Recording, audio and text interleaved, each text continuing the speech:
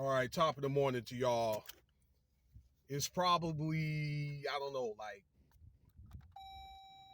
6:30 in the morning, 7 o'clock in the morning out here in Las Vegas. Hope everybody had a good weekend. Let me get outside here so I can have a little bit more light. Actually, it's very, very pleasant today.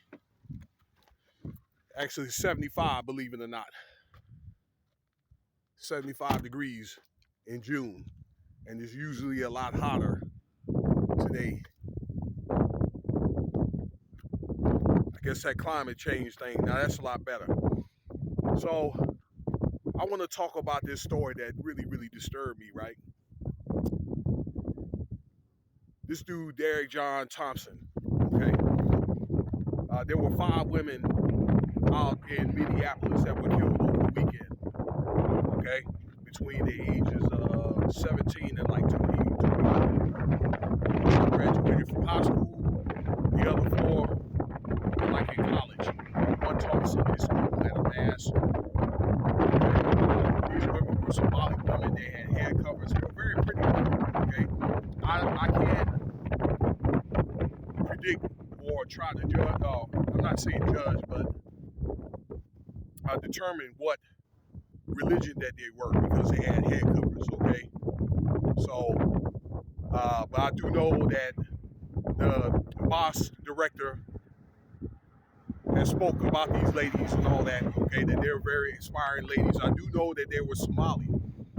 So the Somali community up in Minneapolis had a ceremony based off that. Now back to this guy, Derek John Thompson. Okay? And by the way, again, this happened in Minneapolis.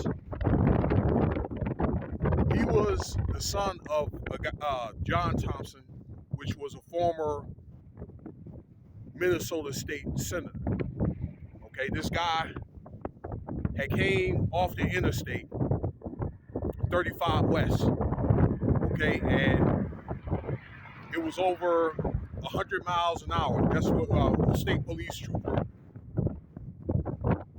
had said, okay? Before he could turn his lights up on, he comes off the interstate, okay? It's an overpass. He tries to make a left turn. Now, he blew the light. And as he blew that light, okay, the car with these women were going perpendicular, okay? Under, direction on the underpass. And they end up crashing right into each other, end up T-boning these women, killing all 5 of them instantly. Okay? So there's some unanswered questions. And like I said, I don't want to go and predict anything, all right? But according to reports, this guy had a couple of incidents just in Minnesota for evading the police. All right. I can't see why they let this guy go because he had those 2, including this incident here. So it was 3 incidents like this. Now, the police said that they had to investigate the scene. This particular scene when he killed all these 5 women.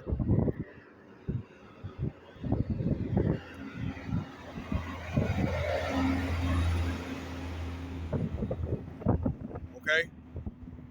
Like I say, there's something fishy about this story. Furthermore,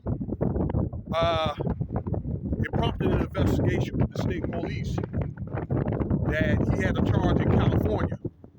Okay, with this guy, again, he blew a red light and hit a pedestrian and ended up putting a pedestrian in a coma. This happened in 2020. And he had an 8-year prison sentence, okay, that he was freed early. I'm not sure that he when he was freed, all right, but it had to be prior to or either this year. So he probably did like at a max 3 years. Again, I don't see why this man is even free. He, right after the scene, it happened a couple of days ago, they had to find the guy because for some reason he got away, but they caught up with him and they booked him last night. Okay, from the time of this video being made, okay, which was the 19th, okay.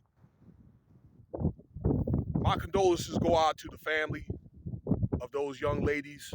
All right, like I say, I just heard good things about these ladies. They were inspiring young ladies. All right, um, but it really, really disturbed me. Like I say, this uncivilized mutt needs to be dealt with. Okay,